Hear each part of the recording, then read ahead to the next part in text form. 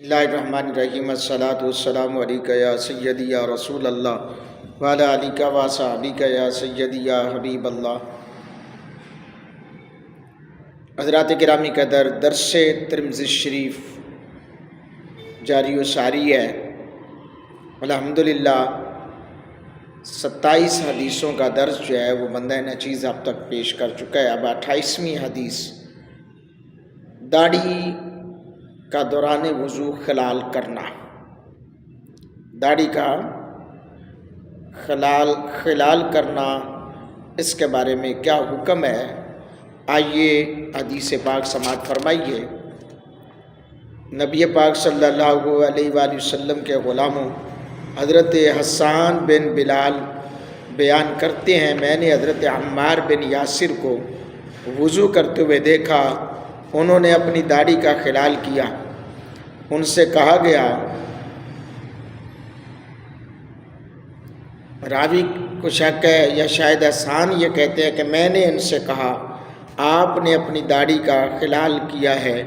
انہوں نے فرمایا میں کیوں نہ کروں، جبکہ میں نے نبی اکرم صلی اللہ علیہ وآلہ وصحبہ وسلم کو خلال کرتے ہوئے دیکھا تھا۔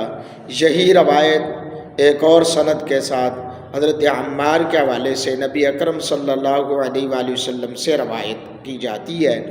حضرت سیدنا عثمان غنی، حضرت عائشہ صدیقہ، حضرت ام سلمہ رضی اللہ تعالی عنہا اور حضرت انس، حضرت ابن ابی اور حضرت ابو ایوب انصاری رضی اللہ تعالی عنہما سے یہ روایت بھی منقول ہے۔ امام ترمذی رحمۃ اللہ علیہ نے فرمایا کہ یہ حدیث جو ہے ان تمام فقہا سے، ان تمام صحابہ سے مروی ہے۔ تو حضرات گرامی قدر، آگے ہے حدیث نمبر 29۔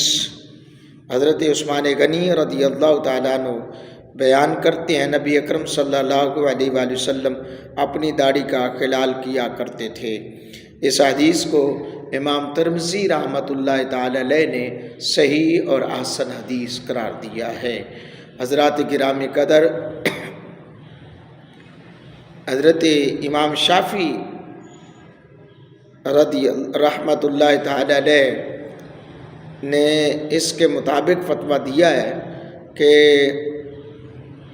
نبی اکرم صلی اللہ علیہ وسلم کے صحابہ اور ان کے بعد آنے والے اکثر اہل علم نے اس روایت کے مطابق یہ بات کی ہے کہ داڑھی کا خلال کیا جائے۔